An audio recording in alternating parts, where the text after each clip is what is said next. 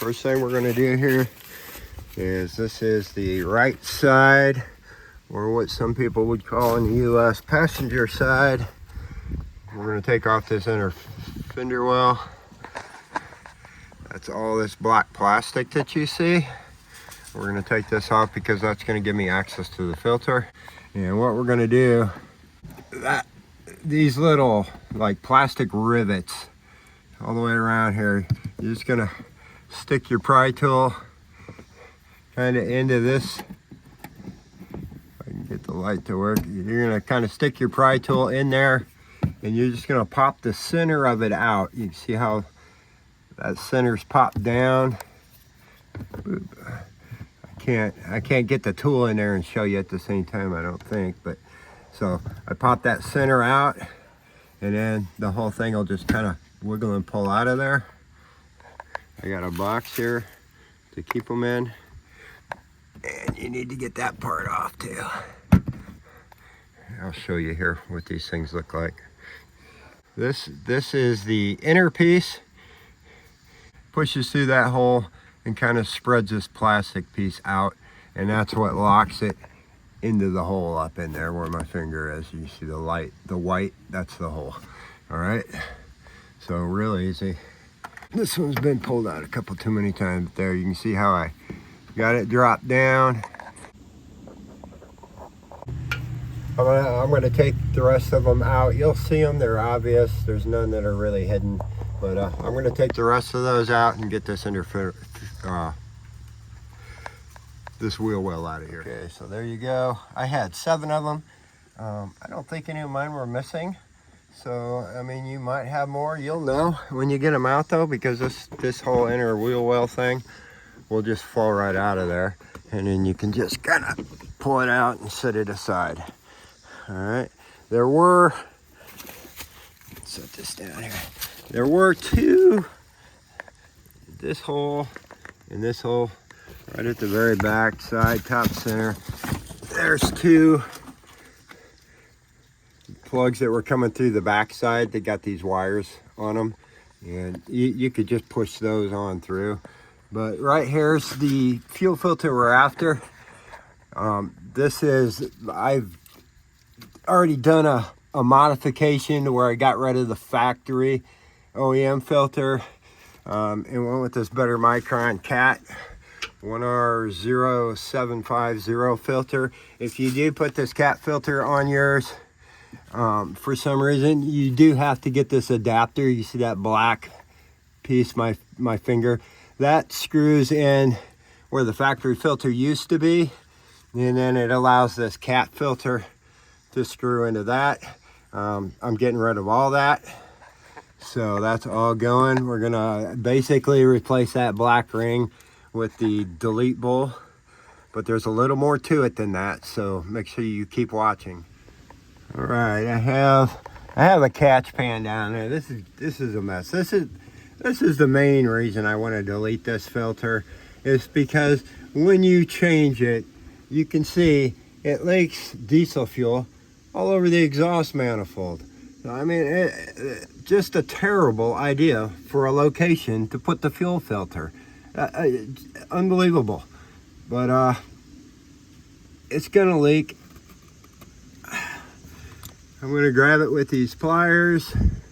This is a pair of channel lock filter pliers. Shouldn't be on there too tight. Lefty loosey, righty tighty. I'm going lefty loosey.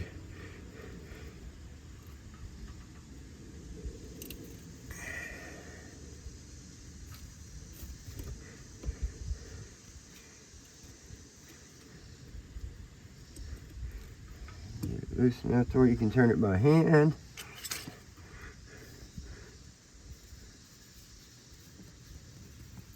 And there goes the leaks.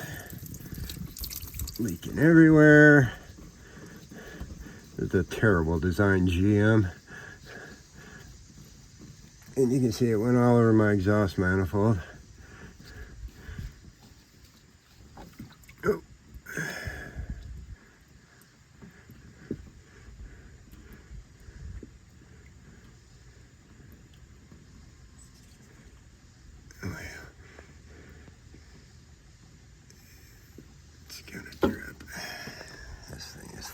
diesel. Yeah, unfortunately, there's no real way for me to save this. So it's gonna have to get dumped in the catch pan down there.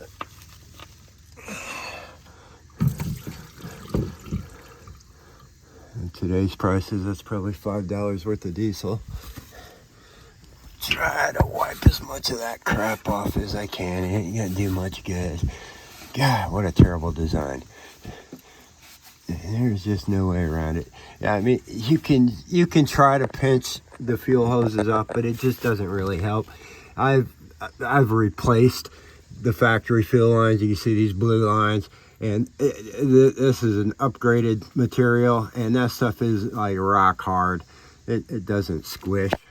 It doesn't collapse at all. So you can't really pinch that stuff. Leaves. I just want to get as much of it off as I can because it's probably going to catch on fire and burn.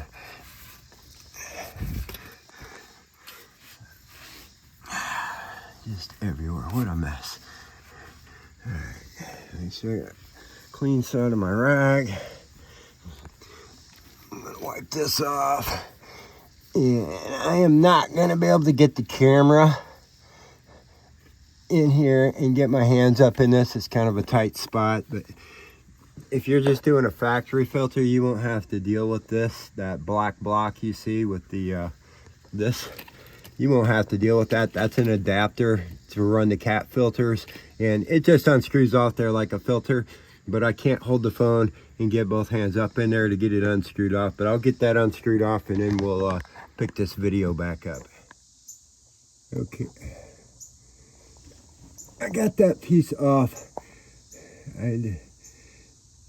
You'll notice that mine, I had the two T20 screws that you see here and here. Those need to come off. This one's a little different than what you'll probably see in other people's videos. Other people's videos have a simple little plate that the two screws hold on. Mine actually has a heater. So there is a fuel heater. That's what that other piece is you see over there to the left side. So I'm gonna have to set, I was hoping I could just take the two screws out. I forgot this had that in there. I'm gonna have to set the phone down again. So I'll show you what that looks like. I'm just gonna take those two T20 screws out of there for now. Okay, I gotta back up a little bit here, but all right, before you take those two T20 screws out, you see this red wire my finger is touching. Just lift it up and unplug it. So you're gonna wanna unplug that wire, right like that, if you have a heater on yours. If not, I guess you don't have to, you won't have that red wire there. But if you have a red wire going to the top of your housing, just lift up and unplug that. Then go under there and take those two T20 screws out. Okay. Then you take those two T20 screws out that I showed you, and this whole black piece with the heater and everything intact will come out. You can see the spring still hanging out there. We're gonna take that spring out of there. And then there's the ball. You can see the ball from the underside, that white. If I can get my finger right there, that's the ball. It's just in that hole. We're gonna drop that ball out of there. There's the ball. We wanna take the ball out, so we just want an open hole there. That's what the heater assembly looks like. I'm gonna set this. I'm gonna reach up there and pull that spring out. Spring just pulls out. So let's get these pieces. So that ball and that spring is important. If you're gonna do a filter delete bowl, you gotta take these two pieces out, because normally your filter pushes this ball up and lets the fuel bypass through there. This is supposed to close this off, so when you change the filter, it doesn't leak everywhere. But as you've seen, it doesn't work for shit. So we're gonna take that completely out, throw it away. All right. I'm gonna put this piece back in, but I'm gonna show you something over here first, because I gotta set this down. So over here, this is my filter delete bowl.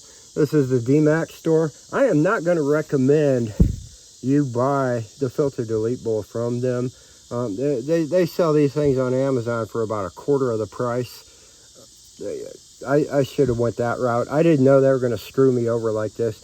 Why on earth they would leave the hole in the bottom of it open so that you could screw the factory water and fuel sensor back in here? Well, the water and fuel sensor is not going to work with this thing.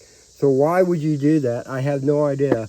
They want you to instead buy extra a $29 stupid little plug to fill the hole that shouldn't be there in the first place. So what I'm going to do here, you can see the threads there.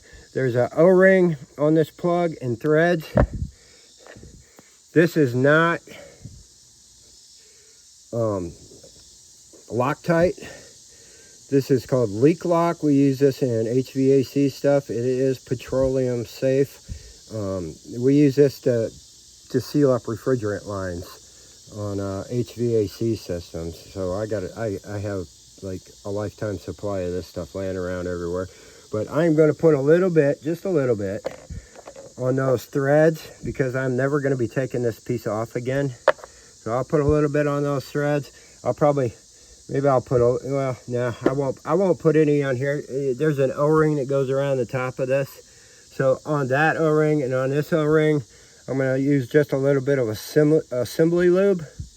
And I'm just going to put a touch of that on there. You could use some of the diesel fuel you got leaking all over as well. But you don't want to screw down a dry O-ring because as it twists up in there against its mating surface, it's going to bind up and pinch and possibly even tear. But you're not going to get a good seal out of it. So you want some kind of lubricant, motor oil, assembly lube, or diesel fuel. Diesel fuel is a good lubricant. So you can just run a little bit around both those O-rings with your finger and put that together. I can't do this and hold my phone at the same time, but I'm going to go ahead and put this piece back in there. It just slides back in there. You see the two holes for the two T20 torque screws. So I'll put this back in there and I will put that back together and we'll get ready. I'll come back to you as soon as we get ready to put this on. But again, that's the most important detail of this whole job. Take that check valve and that spring out of there. At least the check valve. I mean, the spring ain't gonna hurt nothing, but why have it in there? Okay, I went ahead and took a rag. And cleaned around this mating surface up here where the O-ring sets. I got the plug into the bottom of it. Cranked in there tight. I got a little bit of assembly lube on that O-ring. And now this piece is just going to screw up on there just like you would have put the filter on before. And I will be done forever of leaking diesel fuel all over my exhaust manifold. And then, let's see. I'm just going to grab my filter wrench, tighten this up. Wrong way.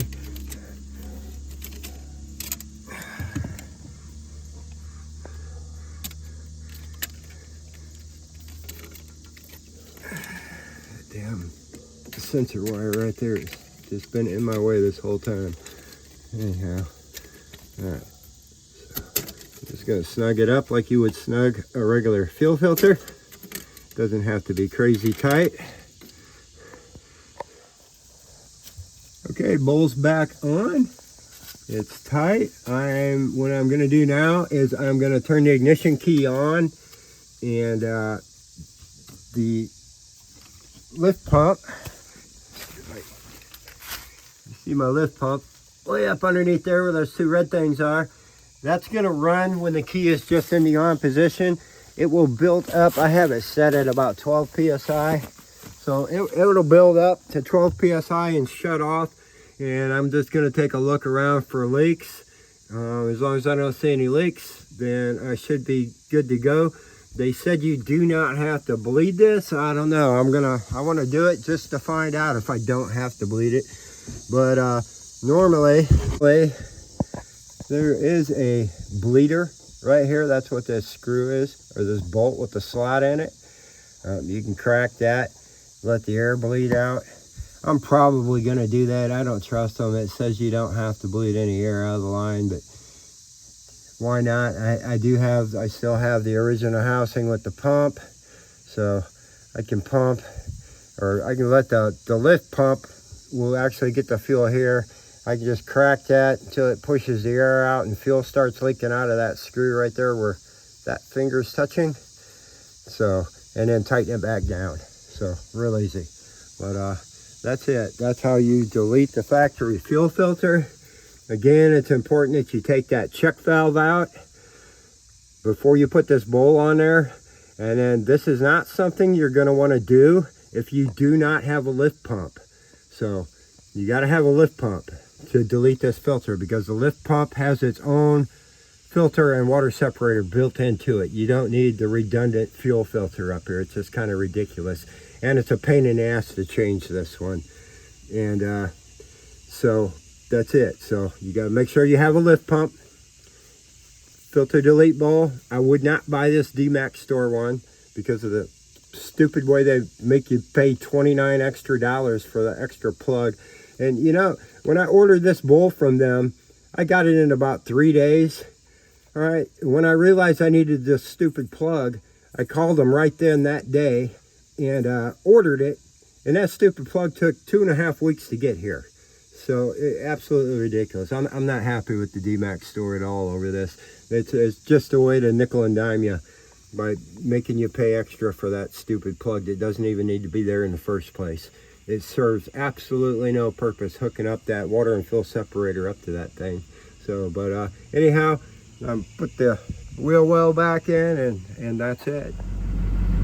And there we go. Fuel pressure is good.